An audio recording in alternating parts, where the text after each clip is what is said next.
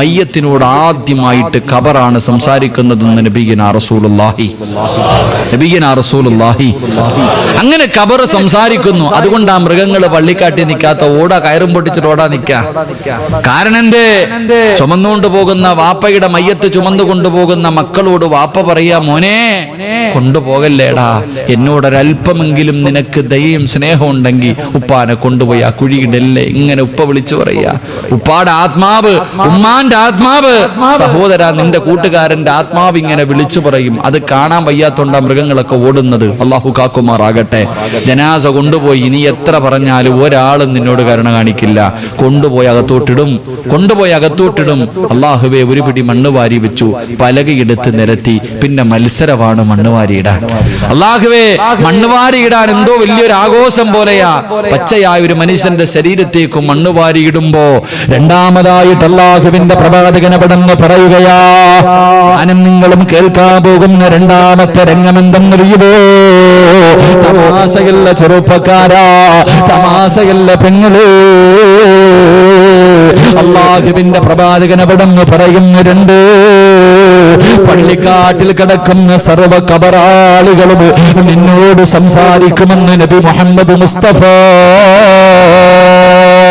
സല്ലല്ലാഹു അലൈഹി വസല്ലമ തങ്ങൾ പറയുകയാ.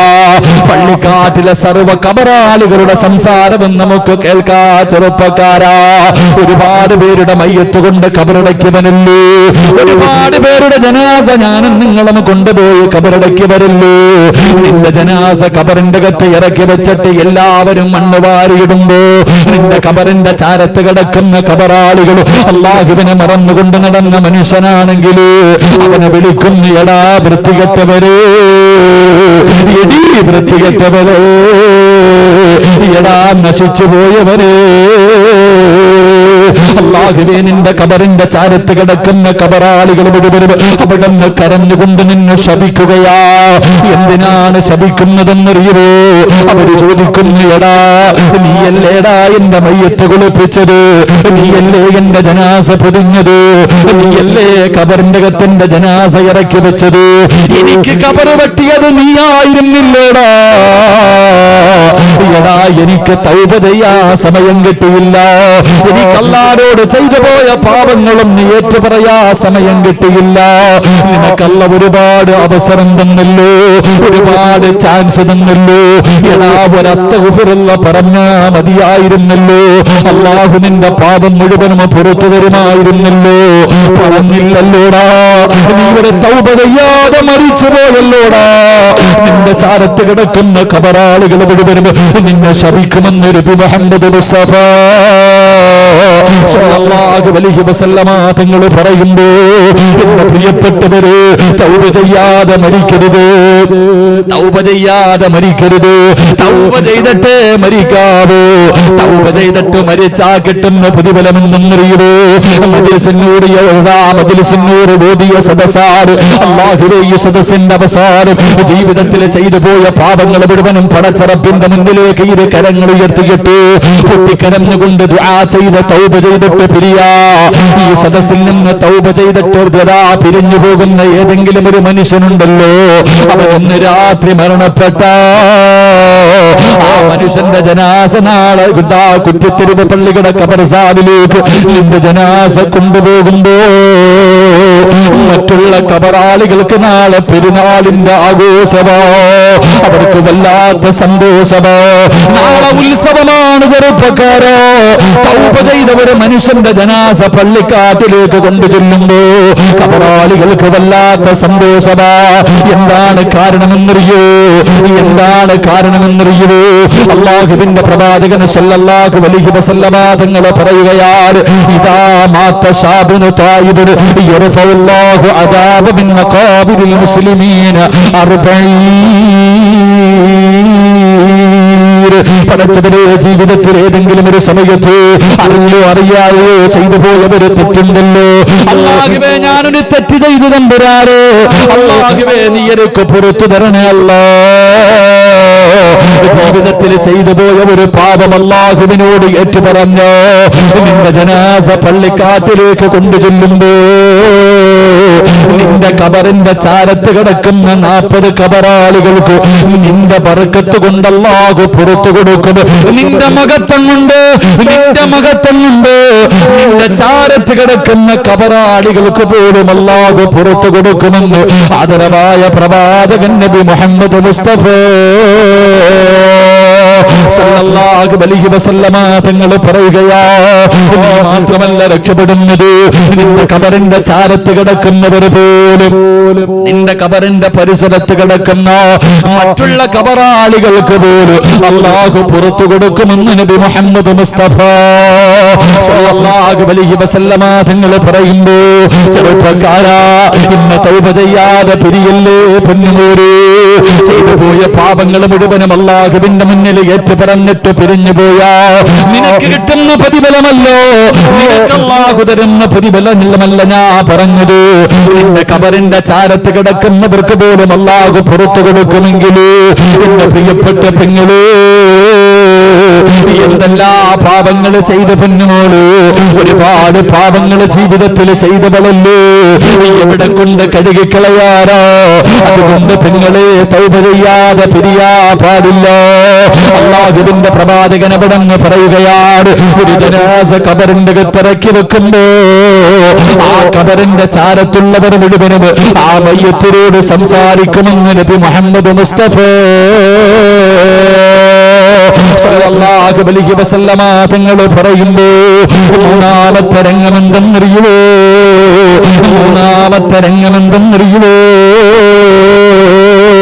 ചെറുപ്പക്കാരാ, അല്ലാഹുവേ,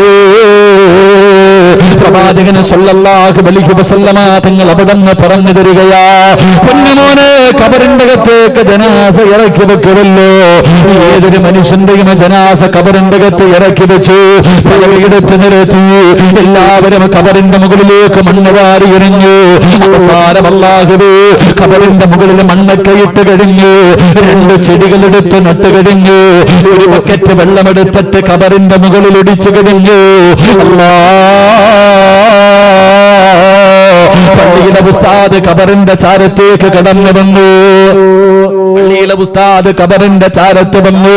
അവിടെ നിന്നൊരു ഫാത്തിഹ ഇടുമല്ലോ, അവിടെ നിന്നൊരു ഫാത്തിഹ പോതുമല്ലോ. എന്നിട്ട് എല്ലാവരും ഖബറിന്റെ മുകളിൽ നിന്ന് സൂറത്ത് യാസീൻ, അല്ലാഹുവേ ഖബറിന്റെ ചാരത്ത് നിന്ന് യാസീൻ ഓതുമല്ലോ. എല്ലാ ചെറുപ്പക്കാരാ, അതാ ഉസ്താദന്മാര് യാസീൻ ഓതുമ്പോ ചിലർ പറയും ഉസ്താദിന് കഥാ കൈമടക്ക് കെട്ടുന്നതിന് വേണ്ടിയാ. ഇതിന്റെയൊക്കെ ആവശ്യമുണ്ടോ എന്ന് ചോദിക്കുന്നവര്, എടാ മരിച്ചുപോയ മാതാപിതാക്കളുടെ ഖബറിന്റെ മുകളിൽ വെച്ച് യാസീൻ ഓതുന്നത് എന്തിനെന്നറിയോ? ഓതിയാ കിട്ടുന്ന പ്രതിഫലമെന്തെന്നറിയുവോ? അല്ലാഹുവിന്റെ പ്രവാചകൻ സല്ലല്ലാഹു അലൈഹി വസല്ലമ തങ്ങളെ പറയുകയാണ്, യർഫഉ അൻഹു അദാബ 40 യൗമാ. മരിച്ചുപോയ നിന്റെ വാപ്പയുടെ ഖബറിന്റെ മുകളില് നിന്നിട്ട് യാസീൻ ഓതിയാ 40 ദിവസം അല്ലാഹു നിന്റെ വാപ്പയോട് കരുണ കാണിക്കുമെന്ന് അഷ്റഫുൽ ഖൽഖ് നബി മുഹമ്മദ് മുസ്തഫ സല്ലല്ലാഹു അലൈഹി വസല്ലമ തങ്ങൾ പറയുകയാ, മരിച്ചുപോയ മാതാപിതാക്കളുടെ ഖബറിന്റെ മുകളില് ചെന്ന് നിന്നിട്ട് ആത്മാർത്ഥമായിട്ടൊരു യാസീൻ ഓതിയാ ആ ഖബറിന്റെ അകത്ത് കിടക്കുന്ന നിന്റെ വാപ്പ 40 ദിവസം രക്ഷപ്പെടുകയാ.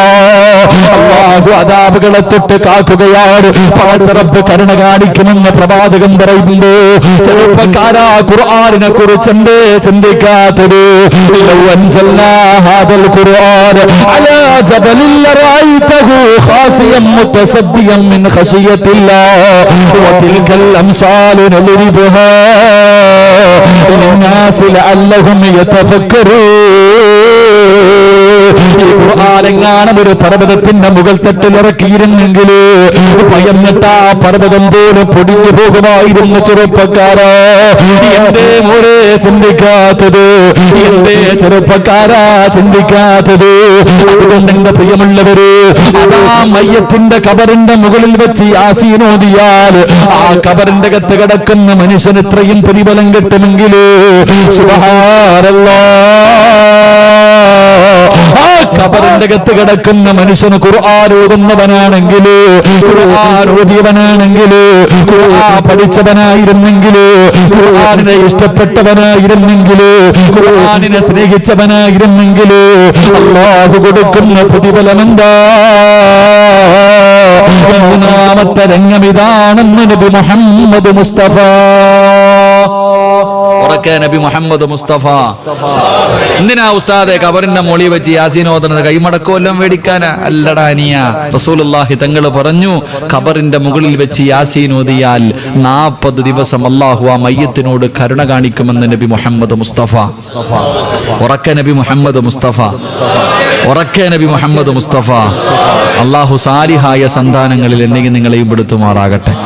മക്കളെ കിട്ടിയിട്ട് കാര്യമില്ല, വെറുതെ 3-4 എണ്ണം ഉണ്ടെന്ന് പറഞ്ഞിട്ട് കാര്യമില്ല. കിട്ടിയാൽ നല്ലത് കിട്ടണം, കിട്ടിയാൽ നല്ല മക്കളെ കിട്ടണം. എങ്ങനത്തെ മക്കള്? എങ്ങനത്തെ മക്കള്? എന്റെ പ്രിയമുള്ള സഹോദരങ്ങളെ, അള്ളാഹുവിന്റെ റസൂല് പറഞ്ഞു, കിട്ടുവാണെങ്കിൽ സാലിഹായ സന്താനം കിട്ടണം. ചില മക്കളെ കണ്ടിട്ടില്ലേ? വലിയ മക്കളാ, താടിയുണ്ട്, തഴമ്പുണ്ട്, വലിയ ആൾക്കാരൊക്കെയാ, വാഴത്തിന് മുൻസബിലുണ്ട്, ദുആ ചെയ്യാറുണ്ട്, സദക്ക കൊടുക്കാറുണ്ട്, എല്ലാ കാര്യത്തിനും മുമ്പിലുണ്ട്. പാപ്പായും ഉമ്മായും കൊണ്ട് പള്ളിക്കാട്ടി കൊണ്ടിട്ടാ പിന്നെ ആ പരിസരത്തോട്ട് പോകത്തില്ല. എന്തിനാ ഇങ്ങനെയുള്ളവന്മാര്? എന്തിനാ ഇങ്ങനെയുള്ളവന്മാര്? കിട്ടിയിട്ട് പ്രയോജനമില്ല. വാപ്പായും ഉമ്മായും കൊണ്ട് കുഴിച്ചിട്ട് കഴിഞ്ഞാൽ കഴിഞ്ഞു, അവരായി അവരുടെ പാടായി, അങ്ങോട്ട് പിന്നെ പോയിട്ട് കാര്യമില്ല. അങ്ങനെയുള്ളതിനെ കിട്ടിയിട്ട് കാര്യമില്ല. എന്ത് പറഞ്ഞു? അള്ളാഹുവിന്റെ റസൂല് പറഞ്ഞു, അള്ളാഹുവിന്റെ റസൂല് പറഞ്ഞു, മരിച്ചവർക്ക് വേണ്ടി ആത്മാർത്ഥമായി ദുആ ചെയ്യുന്ന സാലിഹായ സന്താനം. അങ്ങനെയുള്ള മക്കളിൽ അള്ളാഹു നമ്മളെ പെടുത്തുമാറാകട്ടെ. അങ്ങനെയുള്ള മക്കളിൽ പെടുത്തുമാറാകട്ടെ. എന്റെ പ്രിയപ്പെട്ട സഹോദരങ്ങളെ, ഇങ്ങോട്ട് വന്നപ്പോഴും മജ്ലിസ് നൂറിന്റെ സദസ്സിൽ വെച്ചിട്ട് ഒരു ചെറിയ കുട്ടി, അവനാണെന്ന് തോന്നുന്നു, എന്നോട് പറഞ്ഞു, ഉസ്താദെ ദുആ ചെയ്യണം, ഞാൻ ഖുർആൻ പഠിക്കാം. 5 ജുസു ആണെന്ന് തോന്നുന്നു. ഏതൊരു കുട്ടി എന്നോട് പറഞ്ഞു, അള്ളാഹു ആ പൊന്നുമോനെ ഹാഫിളാക്കി കൊടുക്കുമാറാകട്ടെ. അള്ളാഹു ആ പൊന്നുമോനെ ഹാഫിളാക്കി കൊടുക്കുമാറാകട്ടെ. അള്ളാഹു അവനെ നല്ല പഠിക്കാനുള്ള ഓർമ്മയും ബുദ്ധിയും അള്ളാഹു നൽകി അനുഗ്രഹിക്കുമാറാകട്ടെ. നല്ല മക്കളതാ, മാതാപിതാക്കള്. ഈ 2 ദിവസം മുമ്പ് ഒരിടത്ത് വഴുതിന് പോയപ്പോൾ ഒരു കുട്ടി പറയുന്നു, ഉസ്താദെ എനിക്ക് പഠിക്കണമെന്ന് ആഗ്രഹമുണ്ട്, എന്റെ വാപ്പായും ഉമ്മായും വിടുന്നില്ല. അങ്ങനെ ചില സാധനങ്ങൾ. അവന് പഠിക്കണമെന്ന് ആഗ്രഹമുണ്ട്. അവൻ 100 രൂപ തന്നിരിക്കുന്നത് എന്റെ മാതാപിതാക്കൾക്ക് എന്നെ പഠിക്കാൻ വിടാനുള്ള ആഗ്രഹം കിട്ടാൻ. അങ്ങനെയും മക്കൾ അള്ളാഹു നമ്മുടെ മക്കളെ സാലിഹ്യങ്ങളാക്കി തരുമാറാകട്ടെ. എന്റെ പ്രിയപ്പെട്ട സഹോദരങ്ങളെ, ഖബറിന്റെ മുകളിൽ വെച്ച് ഖുർആൻ ഓതിയ ഖബറിന്റെ അകത്ത് കിടക്കുന്ന മനുഷ്യൻ ഈ പ്രതിഫലമാണെങ്കിൽ, അകത്ത് കിടക്കുന്നവൻ ഖുർആൻ ഓതിയ കിട്ടുന്ന പ്രതിഫലം എന്തായിരിക്കും? അള്ളാഹു ഈമാൻ തരുമാറാകട്ടെ. അള്ളാഹു ഈമാൻ തരുമാറാകട്ടെ. എന്റെ പ്രിയപ്പെട്ടവരെ, വിവാഹത്തിന്റെ 1-ാമത്തെ രാത്രി മണിയറയിൽ കടന്നവരാ നമ്മളിൽ പലരും. അള്ളാഹു നമുക്ക് ഈമാൻ തരുമാറാകട്ടെ. കല്യാണം കഴിച്ചിട്ടുള്ളവരൊക്കെ ഒന്ന് കൈവക്കുക. എന്താ വാപ്പ നിങ്ങൾക്ക് പൊക്കാ ഒരു മടി? ഓർമ്മിപ്പിക്കല്ലേ ഉസ്താദെ. എന്റെ പ്രിയമുള്ള സഹോദരങ്ങളെ, ഞാൻ ഇങ്ങോട്ട് വയലിന് വന്നപ്പോ പലരും എന്നോട്, ഞാൻ ആദിക്കാട്ട് കുളങ്ങരയിൽ പറഞ്ഞത് ഭർത്താക്കന്മാർക്ക് ഭാര്യമാരോടുള്ള കടമകളെ കുറിച്ചാണ്. എന്റെ വിഷയം തന്നെ ഞാനിന്ന് പെണ്ണുങ്ങളെ കുറിച്ച് പറയണം. അപ്പൊ ഒരു ചെറുപ്പക്കാരൻ വിളിച്ചിട്ട് പറഞ്ഞു, ഉസ്താദെ 3 പേരും പറഞ്ഞത്, ഉസ്താദെ പെണ്ണുങ്ങളെ കുറിച്ചൊന്ന് വയല് പറയണം കേട്ടാ. ഭർത്താക്കന്മാരെ വരച്ച വരെ നിർത്തുന്ന ചില പെണ്ണുങ്ങളുണ്ട്, ഭർത്താക്കന്മാരെ ചീത്ത വിളിക്കുന്ന പെണ്ണുങ്ങളുണ്ട്. നിങ്ങൾ ആദിക്കാട്ട് കുളങ്ങര വയല് പറഞ്ഞപ്പോ പറഞ്ഞു, റസൂലുള്ളാഹി തങ്ങൾ പറഞ്ഞു, ഭർത്താവിന്റെ കടമയാ ഭാര്യയുടെ മുഖത്തടിക്കാൻ പാടില്ല, ഭാര്യയെ ചീത്ത വിളിക്കാൻ പാടില്ല എന്ന് നബിയുനാ റസൂലുള്ളാഹി. ഭർത്താവിന്റെ ബാധ്യതയാണ് ഭാര്യയുടെ മുഖത്തടിക്കരുത്, ഭർത്താവിനെ ചീത്ത വിളിക്കരുത്. ആ വയല് കേട്ട ചെറുപ്പക്കാരനാണെന്ന് തോന്നുന്നു, എന്നോട് പറഞ്ഞു, ഉസ്താദെ ഇവിടെ പെണ്ണുങ്ങൾ തിരിച്ചു വിളിക്കണ വിളി വല്ലാത്ത വിളിയാ, ഒന്ന് പറഞ്ഞേക്കണേ. വിളിച്ചോ, പെണ്ണുങ്ങളൊക്കെ വിളിച്ചോ, നല്ലതുപോലെ വിളിച്ചോ. അവസാനം ഒരു വിളി വിളിക്കേണ്ടി വരും. അള്ളാഹു കാക്കുമാറാകട്ടെ, അള്ളാഹു കാക്കുമാറാകട്ടെ. സാരമായി തള്ളിക്കളയാനല്ല എന്റെ പ്രിയപ്പെട്ടവർ. ഞാൻ പെണ്ണുങ്ങളെ ഒന്നും പറയൂല, ഞാൻ പെണ്ണുങ്ങളെ ഒന്നും പറയൂല. ആ പെണ്ണിന്റെ ഭർത്താവ് ആണാന്ന് പറഞ്ഞ് നടക്കുന്നില്ല, അവനെ കുറിച്ച് ആലോചിക്കുക. എന്റെ പ്രിയപ്പെട്ടവരെ, റസൂലുള്ളാഹി സ്വല്ലല്ലാഹു അലൈഹി വസല്ലമ തങ്ങൾ പറഞ്ഞു, സലാസത്തുൻ ലാ യദ്ഖുലൂനൽ ജന്നതി അബദ, ഒരു കാലത്തും സ്വർഗ്ഗത്തിൽ കടക്കാത്ത 3 ഭർത്താക്കന്മാരുണ്ടെന്ന് നബി മുഹമ്മദ് മുസ്തഫ. ഉറക്കെ നബി മുഹമ്മദ് മുസ്തഫ. ഒരു കാലത്തും അള്ളാന്റെ സ്വർഗ്ഗത്തിൽ കിടക്കാത്ത 3 ഭർത്താക്കന്മാരുണ്ട്. അള്ളാഹു കാക്കുമാറാകട്ടെ. ഉറക്കപ്പറ, അള്ളാഹു കാക്കുമാറാകട്ടെ. ഈ കള്ളുകുടിയനല്ലെന്ന്, പലിശ തിന്നുന്നവനല്ല, വ്യഭിചരിച്ച് നടക്കുന്നവനല്ല. അള്ളാഹു കാക്കുമാറാകട്ടെ. ആരാ 3 ഭർത്താക്കന്മാരെന്നറിയോ? അള്ളാന്റെ റസൂല് പറഞ്ഞു, സലാസത്തുൻ ലാ യദ്ഖുലൂനൽ ജന്നതി അബദ, ഒരു കാലത്തും സ്വർഗ്ഗത്തിൽ കിടക്കാത്ത 3 ഭർത്താക്കന്മാർ. അള്ളാഹു കാക്കുമാറാകട്ടെ. ആ കൂട്ടത്തിൽ നിന്റെ പേരുണ്ടോന്ന് അറിയണോ? അറിയണോ? നീ ഉണ്ടോന്ന് അറിയണോ? താല്പര്യമുള്ളവരെന്ന് കൈവക്കിക്കേ. എന്തേ വാപ്പ ഇപ്പൊ തന്നെ ഉറപ്പിച്ചോ നീ വെക്കണില്ല? ആ 3 വിഭാഗത്തിൽ ഒരു വിഭാഗം ആരെന്നറിയോ? ഭാര്യയുടെ അടിമയായിട്ട് കഴിയുന്ന ഭർത്താവാണെന്ന് നബിയുനാ റസൂലുള്ളാഹി. ഏത് ഭർത്താവ്? റക്കപ്പറ. നമ്മുടെ നാട്ടിൽ, എന്റെ നാട്ടിൽ പറയും പെൺകോന്തൻ. ഇവിടെ എന്ത് പറയുന്നു എനിക്കറിയില്ല. ലൈവ് ഉണ്ടോടാ വാഴത്? നമ്മുടെ നാട്ടില് പെണ്ണടിമ, പെണ്ണും പിള്ള പറഞ്ഞ ഇങ്ങോട്ട് വാന്ന് പറഞ്ഞ അങ്ങോട്ട് പോയി, യന്ത്രവാ, ചലിക്കൂല അങ്ങോട്ടും ഇങ്ങോട്ടും. ഭാര്യയുടെ അടിമയായിട്ട് കഴിയുന്ന ഭർത്താവ്, അള്ളാഹു കാക്കുമാറാകട്ടെ. ചില ഭർത്താക്കന്മാരെ കണ്ടാ വിചാരിക്കും ഇവനെ കെട്ടിയത് അവളാണെന്ന വിചാരം. പെണ്ണ് കെട്ടിയത് ആരാ? ഭർത്താവിനെ ഞാൻ കെട്ടി. അങ്ങനെ ചില പെണ്ണുങ്ങൾ. അള്ളാഹു ആലം, അള്ളാഹു ഈമാൻ തരുമാറാകട്ടെ. എന്റെ ചെറുപ്പക്കാരാ, ഉസ്താദെ ഞാൻ പറഞ്ഞ അവള് കേൾക്കൂല്ല ഉസ്താദെ. നാണമില്ലേ വാപ്പ നിനക്കിത് പറയാൻ? നാണമില്ലേ? നീ കെട്ടിയ നീ ചെലവിന് കൊടുക്കണം. നിന്റെ പെണ്ണും പിള്ളയെ നിരക്ക് നിർത്താൻ കഴിയുന്നില്ലെങ്കിൽ പിന്നെ എന്തിനാ നീ ഭർത്താവ് എന്ന് പറഞ്ഞ് നടക്കണേ? അല്ലേ? അള്ളാഹു നമുക്ക് ഈമാൻ തരുമാറാകട്ടെ. തല്ലണോന്നല്ല ഞാൻ പറഞ്ഞത്. വയല് കഴിഞ്ഞിട്ട് പള്ളി വന്നാ ഇശാ നിസ്കാരം കഴിഞ്ഞിട്ടേ പോകും. അസറിന് വന്നതാ. അസറിന് വന്നാ പിന്നെ പടച്ചവന് അസർ മുതൽ മഗ്രിബ് വരെ പള്ളിയിൽ സലാത്തും പറഞ്ഞ് മഗ്രിബ് നിസ്കാരം കഴിഞ്ഞ് ഖുർആൻ ഓതി ഹദ്ദാദ് ഓതി ഇശായി നിസ്കാരം കഴിഞ്ഞിട്ട് വീട്ടിൽ പോകുമ്പോ കാലിന്റെ മോളി കാലും കെറ്റിയിട്ട് ടിവിയുടെ ഫ്രണ്ടിലിരിക്കുക ആമിന, രാജാവ് റാണി ഇരിക്കണ പോലെ. ഈ മനുഷ്യൻ കേറി ഇങ്ങനെ മിണ്ടാതല്ലാ പോയി അങ്ങ് മിണ്ടാ പോവാ. അള്ളാഹു വെറുതെ വിടത്തില്ല എന്ന് നബിയുനാ റസൂലുള്ളാഹി. എടുത്തിട്ട് ഒറ്റ ഏറ് TV അസ്സലാമു അലൈക്കും കഴിഞ്ഞു. ഭാര്യയോട് പറയണം ഇത് കാണരുത്, ഇത് കാണരുത്. കാണരുതെന്ന് പറഞ്ഞാൽ കാണരുത്, അത്ര തന്നെ. എടുത്ത് കളയണം എന്ന് നീ ഉസ്താന്റെ അടുക്ക പോയിട്ട് പറയല്ലോ, ഉസ്താദെ വീട്ടിൽ സമാധാനമല്ലോ ഉസ്താദെ, കന്നിമൂലയ്ക്ക് എന്തോ കുഴപ്പം? കന്നിയുടെ മൂലയ്ക്കല്ല കുഴപ്പം, പറയണില്ല. കന്നിമൂല നിന്റെ വീട്ടിനകത്ത് ഒരു കാലത്തും ബർക്കത്ത് എങ്ങനെ ഉണ്ടാകാനാ? ആ ശൈത്താൻ പെട്ടി എടുത്ത് കള, ബർക്കത്തുണ്ടാകും നിന്റെ വീട്ടിൽ. അള്ളാഹു ഈമാൻ തരുമാറാകട്ടെ.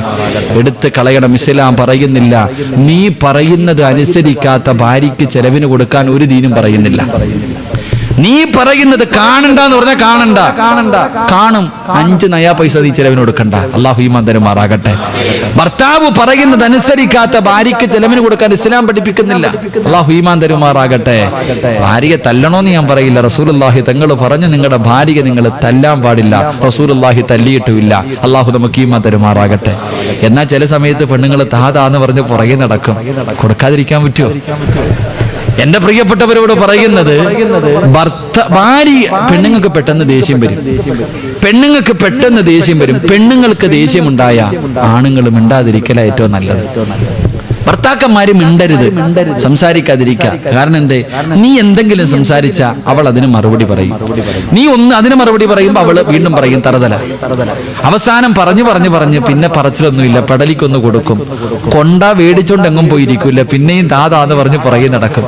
നമ്മൾ പിന്നെ വാരിക്കോരി അങ്ങോട്ട് കൊടുക്കും. കുറച്ച് കഴിയുമ്പോൾ അവള് പെട്ടി എടുത്തോണ്ട് വീട്ടിൽ പോകും. അവിടുന്ന് പോലീസ് സ്റ്റേഷനിൽ പോകും. അവസാനം നിനക്കെതിരെ കേസ് കൊടുക്കും. നീ അകത്ത് പോയി ഉണ്ട തിന്നേണ്ടി വരും. അല്ലാഹു കാക്കമാറാകട്ടെ. അപ്പൊ ഏറ്റവും നല്ലത് എന്താ? മിണ്ടാതിരിക്കുക. ഏറ്റവും നല്ലത് എന്താ? ഭാര്യയ്ക്ക് ദേഷ്യമുണ്ടെന്നറിഞ്ഞാൽ ഭർത്താവ് മിണ്ടാതിരിക്കുക. പെങ്ങന്മാരോട് പറയാനുള്ളത്, നിന്റെ മച്ചായിക്ക് ദേഷ്യമാണെന്നറിഞ്ഞാൽ നീ ശരീരത്തിന് നല്ലത് ഒളിച്ചിരിക്കല, എവിടെയെങ്കിലും കയറി. ഭർത്താവിന് ദേഷ്യമാണെന്നറിഞ്ഞാൽ അൽഹംദുലില്ലാ മിണ്ടാതെ അടുക്കളയിൽ എവിടെങ്കിലും പോയി മിണ്ടാതിരുന്നോണം. അത് തന്നെ നല്ലത്. അള്ളാഹു ഈമാൻ തരുമാറാകട്ടെ. പെണ്ണുങ്ങളെ തല്ലാൻ പാടില്ല പ്രവാചകൻ പറഞ്ഞു. പക്ഷേ 5 സമയങ്ങളിൽ പെണ്ണുങ്ങളെ തല്ലാമെന്നും ദീൻ പഠിപ്പിക്കുന്നുണ്ട്. അള്ളാഹു ഈമാൻ തരുമാറാകട്ടെ. 5 സമയങ്ങളിൽ പറ പെണ്ണുങ്ങളെ തല്ലാം. കേൾക്കണോ? 5 സമയം കേൾക്കണോ? താല്പര്യമുള്ളവരുന്ന് കൈവക്കിക്കേ. ഇന്നത്തോടുകൂടി തീരുമാനമായി. കുടുംബം കലക്കാൻ വന്നതേ യോജിപ്പിക്കാൻ വന്നേ. പക്ഷെ പഠിക്കണമല്ലോ, ഇൽമല്ലേ. സഹോദരിമാര് പഠിക്കണം. ഇത് നിങ്ങൾക്കല്ല, പെണ്ണുങ്ങൾക്കുള്ളതാ. എന്റെ സഹോദരിമാർക്ക് പറഞ്ഞു തരുന്നതാ. എന്തിനാന്നറിയാവോ? സൂക്ഷിക്കാൻ. ഒന്ന് എന്റെ പ്രിയപ്പെട്ട സഹോദരങ്ങളെ, ഭർത്താവിനുമായി ശാരീരികമായി ബന്ധപ്പെടുന്നതിന് വേണ്ടി സമ്മതിക്കാത്ത ഭാര്യ. കിടപ്പറയിൽ അവള് രോഗിയല്ല, ആരോഗ്യമുണ്ട്. അവൾക്ക് ഒരു രോഗവുമില്ല. അവള് നല്ല നിലയിൽ നിൽക്കാ. പക്ഷെ പാവപ്പെട്ടവൻ ഗൾഫിൽ നിന്ന് വന്ന 2 കൊല്ലം കഴിഞ്ഞാ വന്നേ. ഇവള് പിണങ്ങി നടക്കാ. പാവപ്പെട്ടവൻ 3 ആയി 4 ആയി ഇങ്ങനെ നടക്കാ. സഹകരിക്കുന്നില്ല. കിടപ്പറയിൽ തന്റെ ഭർത്താവിനോട് സഹകരിക്കാത്ത ഭാര്യ അവളെ തല്ലാമെന്ന അള്ളാഹു ഈമാൻ തരുമാറാകട്ടെ. എങ്ങനെ തല്ലണമെന്ന് ഞാൻ അവസാനം പറഞ്ഞുതരാം. അപ്പൊ ഒന്ന്, കിടപ്പറയിൽ സഹകരിക്കാത്ത ഭാര്യ. രണ്ട് ഭർത്താവിന്റെ അനുവാദമില്ലാതെ പുറത്തു പോകുന്നവള്. പോകണ്ടെന്ന് പറഞ്ഞാൽ പോകണ്ട, പിന്നെ പോയാ പിന്നെ നിനക്ക് അള്ളാഹു ഈമാൻ തരുമാറാകട്ടെ. ഭർത്താവിന്റെ അനുവാദമില്ലാതെ പുറത്തു പോകുന്ന ഭാര്യ, അവൾക്ക് തല്ലു കൊടുക്കുന്നതിൽ കുഴപ്പമില്ല എന്നാ. 3, ഇങ്ങോട്ട് നോക്ക്, മൂന്നാമത്തെ കാര്യം, നിസ്കരിക്കൂല, നല്ല ഉറക്ക. സുബൈക്ക് ബാങ്ക് വിളിച്ചു, ഭർത്താവ് എഴുന്നേറ്റ്, പെണ്ണെ ഐഷ എഴുന്നേറ്റ് നിസ്കരിക്കടി. ഈ മനുഷ്യൻ പള്ളിയിൽ പോയിട്ട് തിരിച്ചു വരുമ്പോ 6:30 6:45 ഓൾ അവിടെ തന്നെ കിടക്കുന്നുണ്ട്. ഒന്നും നോക്കണ്ട, ഒരു ബക്കറ്റ് വെള്ളം എടുത്തിട്ട് ഒഴിച്ചോ. നിസ്കരിക്കാതെ നിസ്കാരം ഉപേക്ഷിക്കുന്ന ഭാര്യ, അവളെ തല്ലാം. അള്ളാഹു നമുക്ക് ഈമാൻ തരുമാറാകട്ടെ. 4, രണ്ടുപേരും കൂടെ രാത്രി ശാരീരികമായി ബന്ധപ്പെട്ടു. ഭർത്താവ് രാവിലെ എഴുന്നേറ്റ് കുളിച്ചു, പള്ളിയിൽ പോയി നിസ്കരിച്ചു, തിരിച്ചു വന്നപ്പോ ഇവിടെ അവിടെ തന്നെ കിടക്കുന്നുണ്ട്. വിളിച്ചു, അള്ളാഹു ചാടി എഴുന്നേറ്റ്, പടച്ചു നിക്ക ചായ, ഓടിപ്പോ അടുക്കളയിൽ പോയി ചായ ഇട്ട് തന്നു. ചായ കുടിച്ചോണ്ടിരുന്നപ്പോ പറഞ്ഞു, സ്കൂളിൽ പോകാൻ സമയമായി, മക്കൾക്ക് നാസ്ത ഉണ്ടാക്കാൻ കയറി. മക്കളെ സ്കൂളിൽ വിട്ട് കഴിഞ്ഞപ്പോൾ നിനക്ക് കാപ്പി ഉണ്ടാക്കാൻ കയറി. കാപ്പി കുടിച്ചു, 10 മണിയായി, അടുത്ത മീൻ വെട്ടാൻ ഇറങ്ങി, പച്ചക്കറി റെഡിയാക്കാം, ഉച്ചയ്ക്ക് ഫുഡ്. 1 2 കുളിക്കുന്നില്ല. ഒരു ദിവസമല്ല, എപ്പോ നോക്കിയാലും ഇങ്ങനെ തന്നെ. വലിയ അശുദ്ധി ഉണ്ടായിട്ട് കുളിക്കാതെ ഇങ്ങനെ നീട്ടിക്കൊണ്ടുപോകുന്ന ഭാര്യ, അവളെ തല്ലാം. അള്ളാഹു നമുക്ക് ഈമാൻ തരുമാറാകട്ടെ. അള്ളാഹു നമുക്ക് ഈമാൻ തരുമാറാകട്ടെ. 5, കേട്ടോ പൊട്ടന്മാര്, ചില ഭർത്താക്കന്മാര് കേൾക്കണം. 5ാമത്തെ കാര്യം എന്തെന്നറിയോ? 5ാമത്തെ കാര്യം, ഭർത്താവിന്റെ മുന്നിൽ ഒരുങ്ങി വരാത്ത ഭാര്യയെ തല്ലാം. അള്ളാഹു നമുക്ക് ഈമാൻ തരുമാറാകട്ടെ. ഉറക്കപ്പുറം അള്ളാഹു ഈമാൻ തരുമാറാകട്ടെ.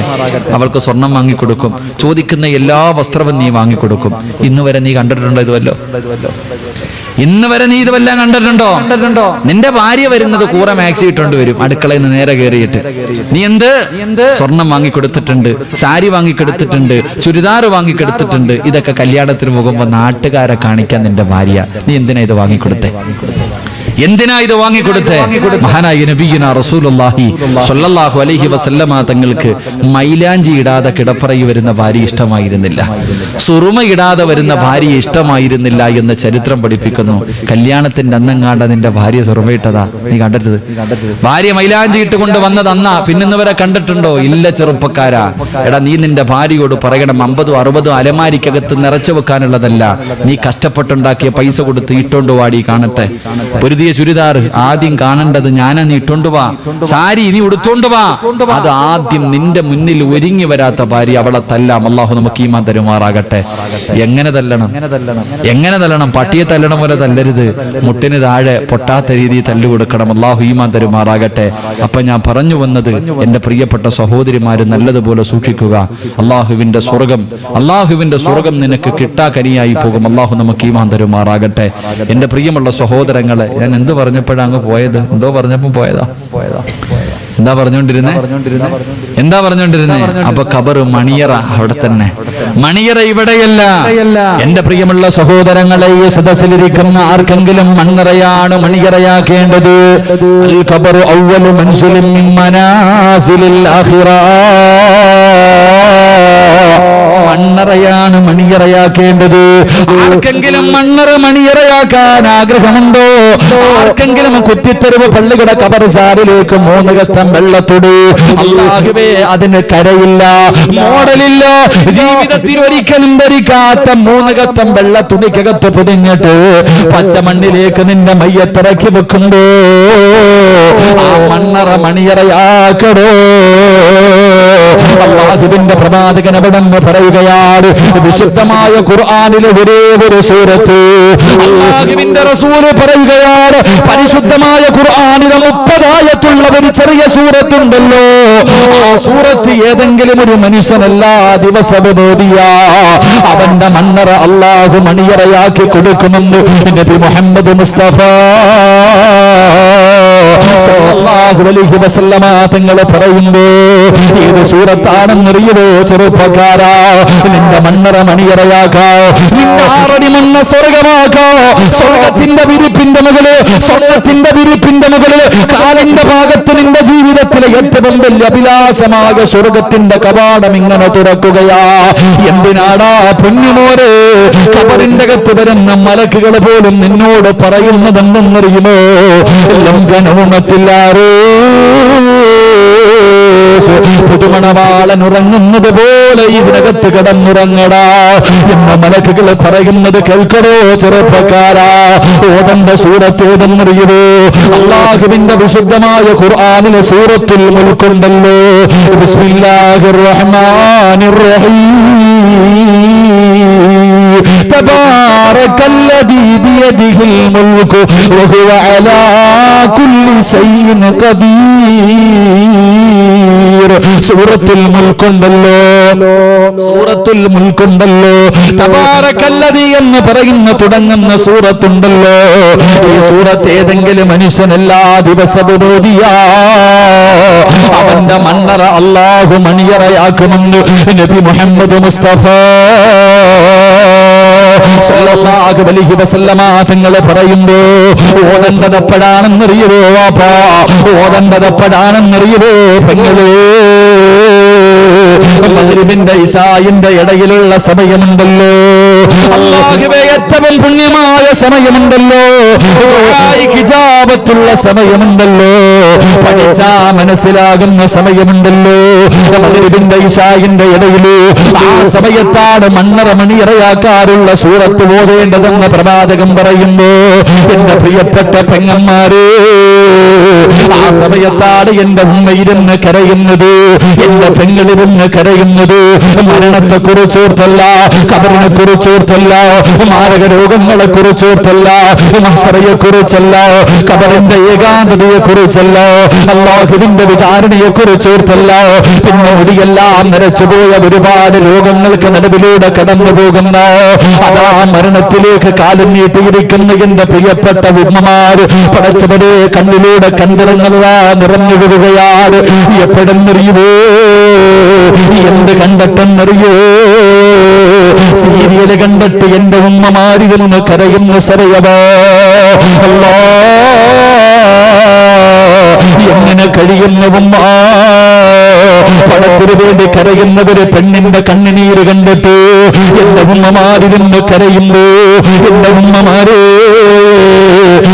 ഇവരൊക്കെ ഇത് കണ്ടിട്ട് കരയുന്ന പെങ്ങന്മാരോട് ഒരുപാട് പെണ്ണുങ്ങളുണ്ടായിരുന്നു, ഒരുപാട് മഹതിമാരുണ്ടായിരുന്നു. അവര് സീരിയൽ കണ്ടിട്ട് കരഞ്ഞവരല്ലോ, അവര് സിനിമ കണ്ടിട്ട് കരഞ്ഞവരല്ല, അവര് നോവല് വായിച്ചിട്ട് കരഞ്ഞവരല്ല. അവര് കരഞ്ഞതെന്തിനെന്നറിയുവോ? മഹദി റഫീസത്തുൽ ബസരിയ,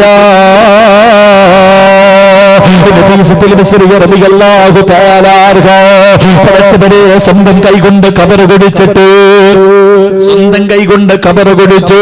ആ കബറിന്റെ അകത്ത് ഇറങ്ങിയിരുന്നിട്ട് 4000 പ്രാവശ്യം ഖത്തമോദിയവളാടൊരു ഫീസ.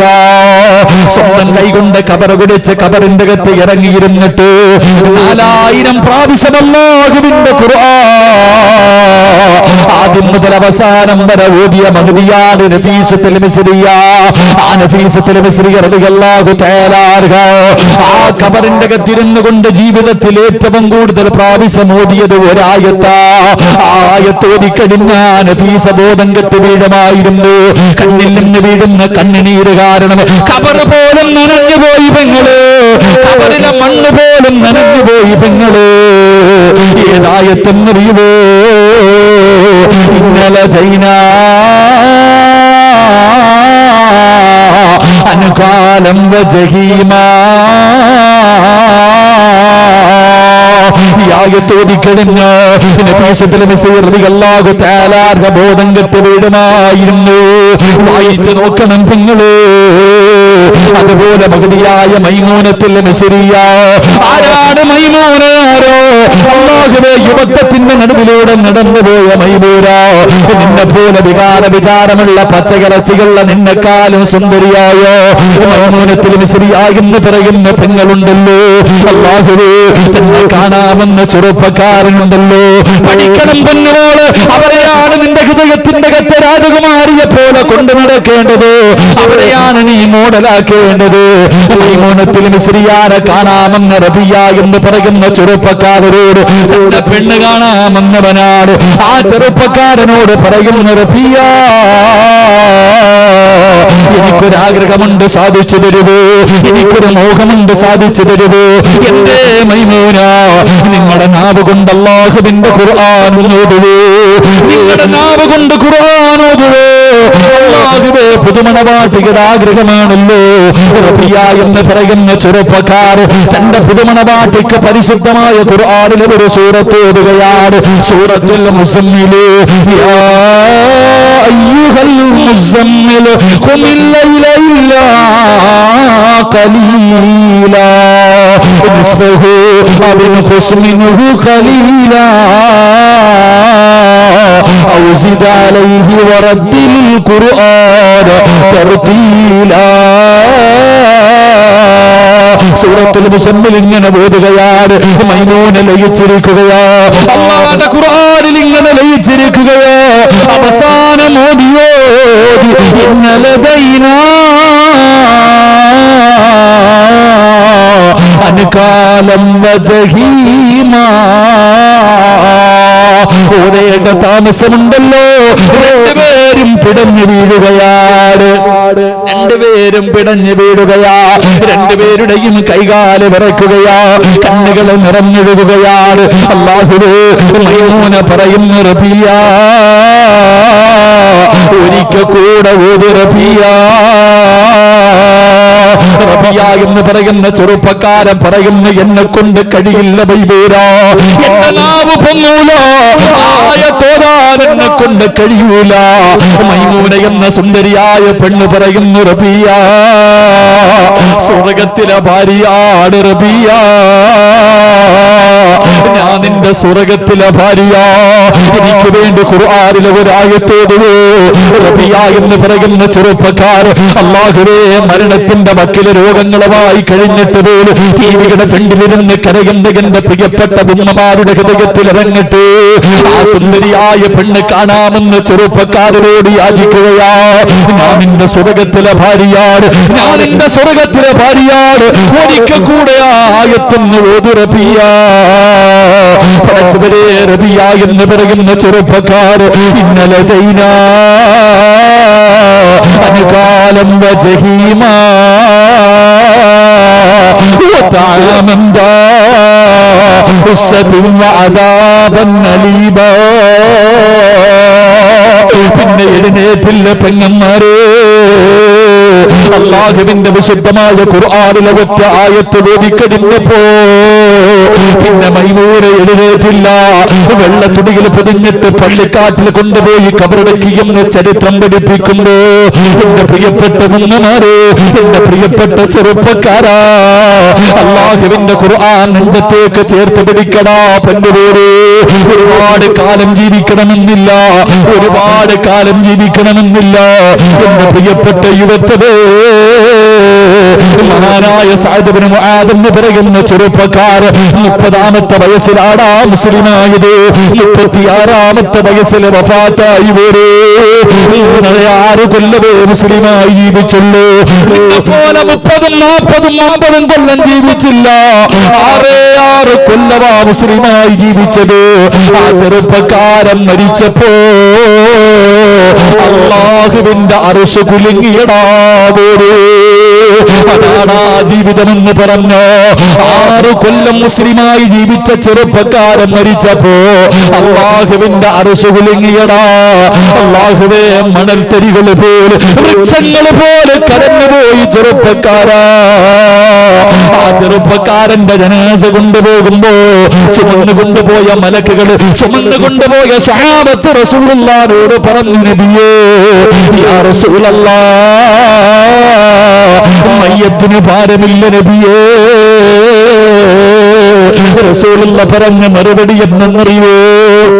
റസൂലുള്ള പറഞ്ഞ മറുപടി എന്തെന്നറിയോ? 6 കൊല്ലമേ ജീവിച്ചുള്ളൂ. ആ ചെറുപ്പക്കാരന്റെ ജനാസ കൊണ്ടുപോകുമ്പോ പ്രവാചകൻ പറഞ്ഞു, സഹാബ, ചുമക്കുന്നത് മലക്കുകളാണ് സഹാബ.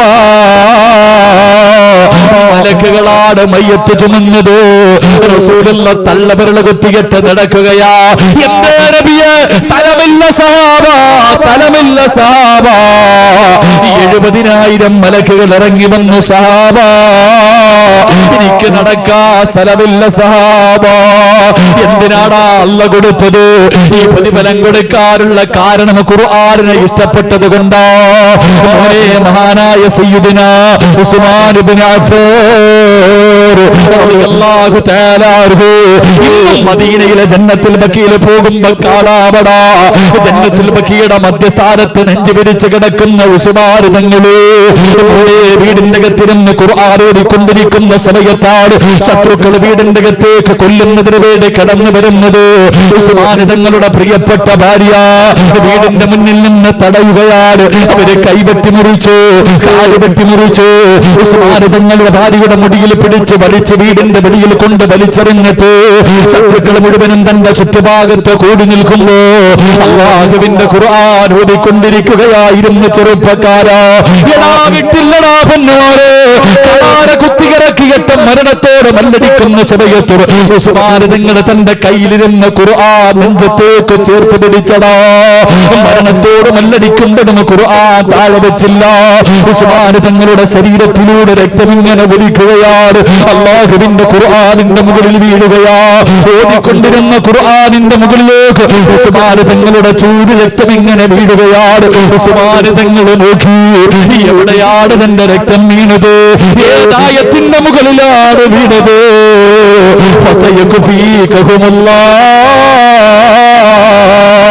ചെറുപ്പക്കാരാ, നെഞ്ചത്തോട് ചേർത്ത് പിടിക്കടാ പൊന്നുപോരെ. എന്റെ പ്രിയപ്പെട്ട വാപ്പമാരോട്, പ്രായം കുറയായില്ലേ വാപ്പ? എപ്പോഴെവിടെ വെച്ചാണ് മരണം വരുന്നതെന്നറിയില്ലേ? എന്തേ ചിന്തിക്കാത്തത്? എന്തേ മനസ്സിലാക്കാത്തത്? എന്തേ നന്നാകാത്തത്? 40 കഴിഞ്ഞ ഇരട്ടിയല്ലേ ശിക്ഷ? 40 വയസ്സ് കഴിഞ്ഞ ഇരട്ടിയല്ലേ ശിക്ഷ? എന്റെ പ്രിയപ്പെട്ട വാപ്പമാരെ, മഹാനായ ഇബ്നു ഉമർ റളിയല്ലാഹു തആല അൻഹു, ഇബ്നു ഉമർ റളിയല്ലാഹു തആല അൻഹു തന്റെ കൂട്ടുകാരനായ ഹാരിസ് റളിയല്ലാഹു തആല അൻഹു മരണത്തോട് മല്ലടിച്ചുകൊണ്ട് കിടക്കുകയാ. കടന്നു ചെന്നു. കൂട്ടുകാരൻ മരണത്തിന്റെ വേളയിൽ കിടന്ന് കരയുകയാണ്. അവിടെ നിന്ന് ചോദിച്ചു, എന്തിനാ കരയുന്നത്? എന്തിനാ കരയുന്നത്?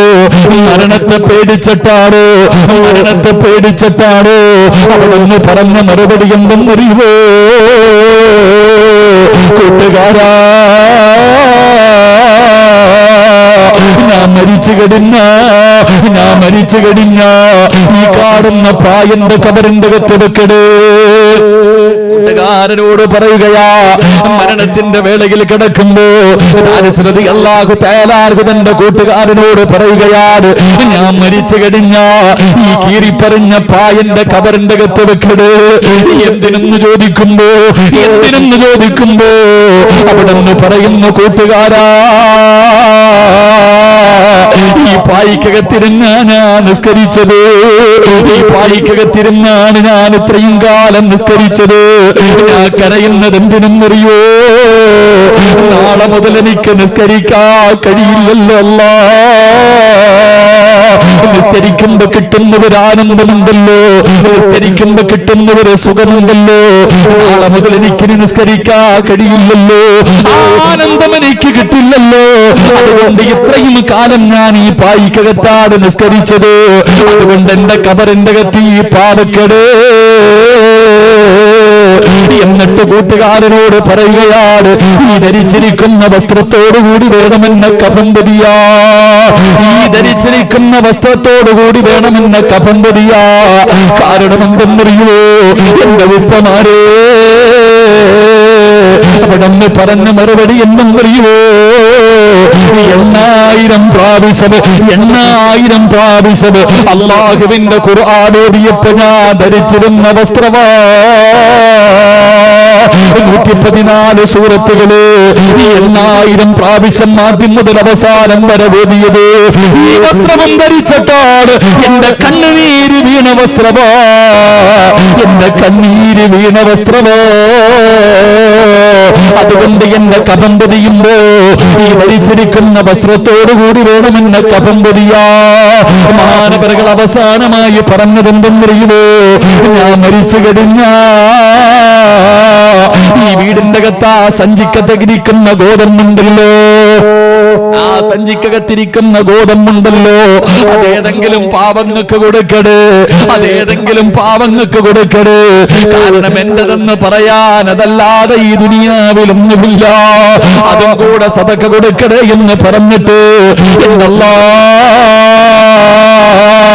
ഞാനും നിങ്ങളും നമസ്കാരം കഴിഞ്ഞിട്ട് അവസാനം സുബ്ഹാനല്ലാഹ് അൽഹംദുലില്ലാഹ് അല്ലാഹു അക്ബർ ഈ ദിക്റുകൾ പറഞ്ഞിട്ട് പിന്നെ പറയുമല്ലോ ലാ ഇലാഹ ഇല്ലല്ലാഹ്